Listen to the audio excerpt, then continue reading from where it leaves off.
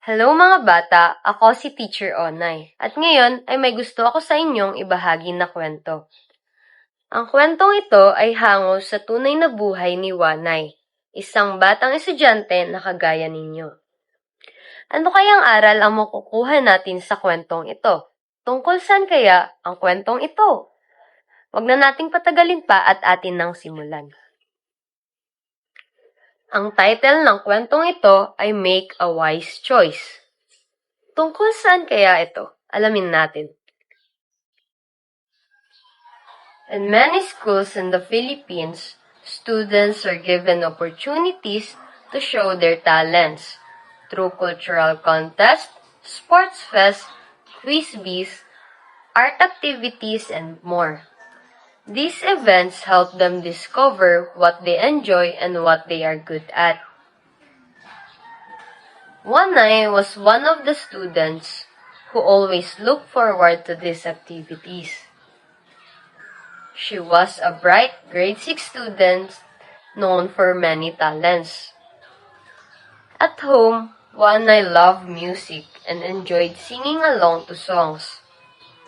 She played the guitar, ukulele, xylophone, and piano, often filling the living room with cheerful music that made her family smile. Wanay also enjoyed dancing, drawing in her sketchpad, crafting colorful decorations, and sometimes playing online and street games with her friends. She was active in sports too, playing badminton, arnis, chess, and volleyball. Her classmates admire how quickly she learned new skills. In class, Wanay was the top student. She especially enjoyed math and science, where solving problems felt like fun challenges. Because of her abilities, many people said she was a natural. One morning, a colorful poster appeared on the school bulletin, announcing the Festival of Talents, where students can join different contests. Wanay's eyes sparkled as she read the list. There's creative dance, musical performance, essay writing, poster making, quiz bee, and more, she said excitedly. Without thinking twice, Wanay signed up for several contests. At first, everything felt exciting. After school, she practiced guitar for the music contest, rehearsed dance step the next day, and on other days, prepared slogans, posters, and the quiz bee. But as the day passed, her schedule became very busy. Sometimes, she arrived late for practice, and at other times, she felt tired from trying to keep up. 3 weeks before the festival, the school held a homeroom meeting for parents. After the meeting, Wanay's teacher spoke with her mother. Wanay is very capable, the teacher said kindly. But I've noticed that some of her schoolwork was submitted unfinished. Her mother listened carefully. She joins many contests, which is wonderful, the teacher added. But she sometimes misses practice schedules. I think she is trying to do too many things at once. Wanay happened to overhear the conversation. That night, she sat quietly in her room reflecting. Later, her mother gently knocked and sat beside her. Wanay, her mother said softly, we both know you're gifted and maurag. Wanay knew what the word meant. In Bicol, maurag describes someone strong, skilled, talented, and excellent. But remember this, her mother continued. Bicolanos do not prove they are maurag by doing too many things. They show excellence by choosing wisely where they give their best. One night thought about those words all night.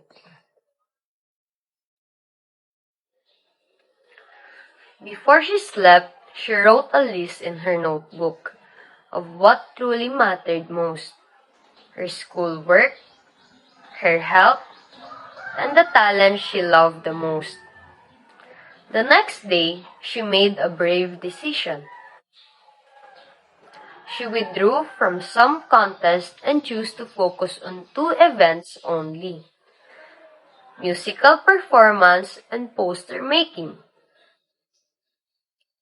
Sorry po, but these are the things I truly love, one I told her coaches. With fewer activities, her practice became more focused. Each day, her music improved and her poster design became stronger. Finally, the Festival of Talents arrived. The school court was filled with cheering students, teachers, and parents. Juana played her guitar confidently on stage and later competed in poster making with determination. At the end of the event, Juana received several medals. But as she held them, she smiled because she knew that the greatest award she received was not the medals. It was about learning how to make wise choice for oneself. At ayon, dito na nagtatapos ang kwento na Make a Wise Choice. Sana ay meron kayong natutunan at ibahagi nyo ito sa inyong mga kapatid o kaya sa inyong magulang.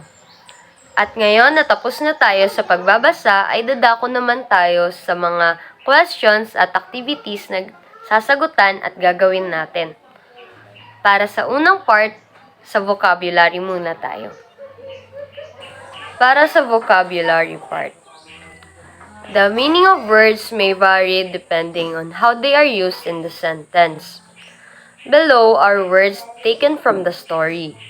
Choose the letter of the best defines the given word based on its use in the sentence. Refer to the paragraph number inside the parentheses. So, para sa number 1 to 2, ang word natin ay discover. And galing ito sa paragraph 1. So, babalik tayo dun sa paragraph 1 na nasa story. So, yung sentence doon, meron tayong mababasa na ang word ay discover. Hahanapin natin yung synonym nito. O yung close meaning dun sa word na discover. A, see, B, forget, C, learn. So, ano kaya yung pinakamalapit doon na meaning? Para naman sa 3 to 4, ang word ay natural from paragraph 6. For 5 to 6, ang word natin ay steps. From paragraph 12. For 7 to 8, ang word natin ay submitted from paragraph 17. And para naman sa 9 to 10, ang word natin ay brave from paragraph 28. So, lalagay lang natin yung letter ng sagot. Para naman sa next part, nandito na tayo sa comprehension.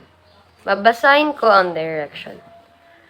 Read the questions carefully, then choose the letter of the best answer. So, yung mga question na nakalist dito ay base lang naman siya dun sa kwento na binasa natin.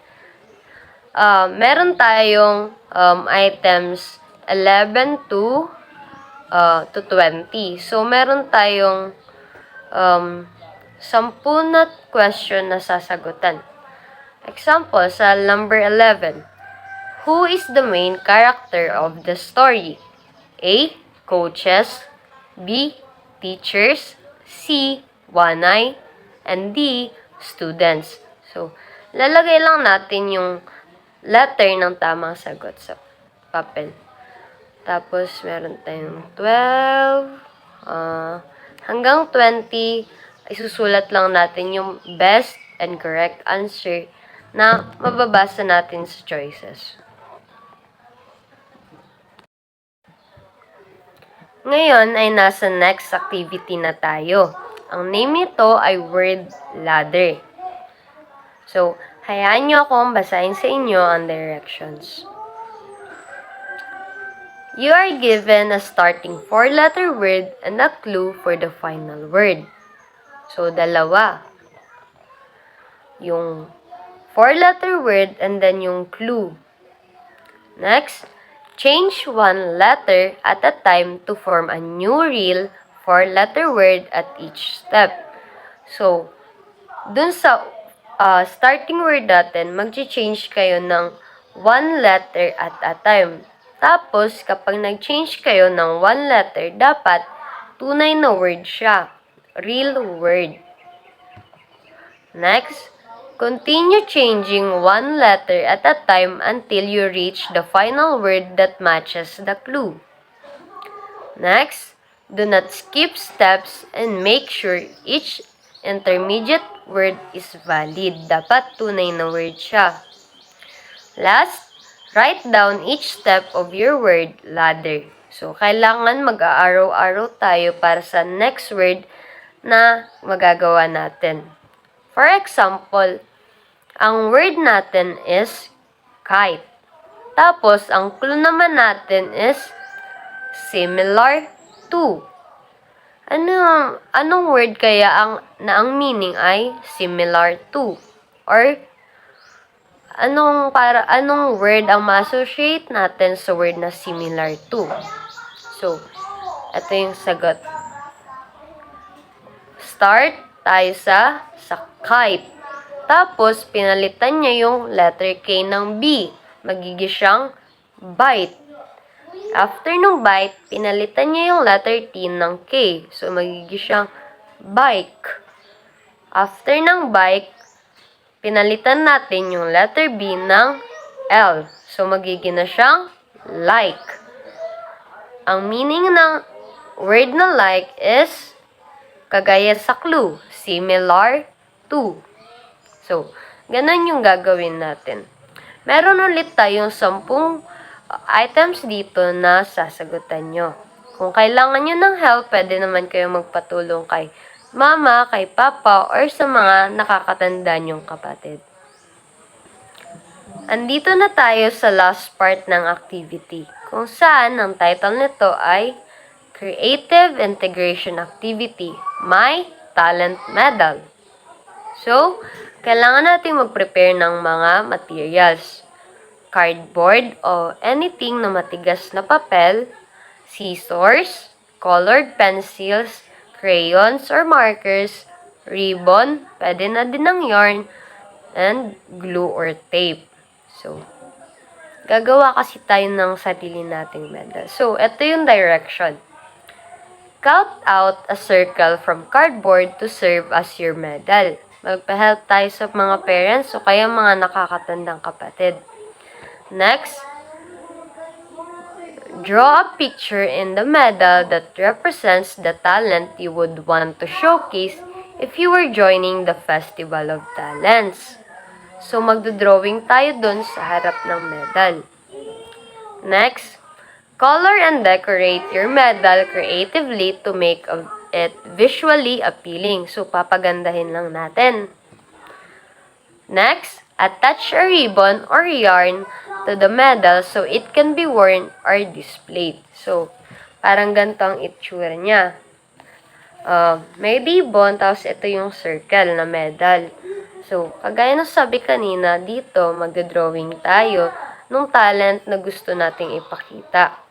So, next, write a short sentence or two on the back explaining why this talent is meaningful to you. So, based dun sa talent na drawing mo, dun naman sa likod ng medal mo ay magsusulat ka kung bakit yun yung napili mong talent. So, ayun lang, papagandahin lang natin, tapos pwede nyo din siyang suotin. So, remember, make a wise choice. Again, this is Teacher Onay, and sana marami kayong natutunan and nag-enjoy kayo sa mga activities na ating ginawa. That's it. Bye-bye!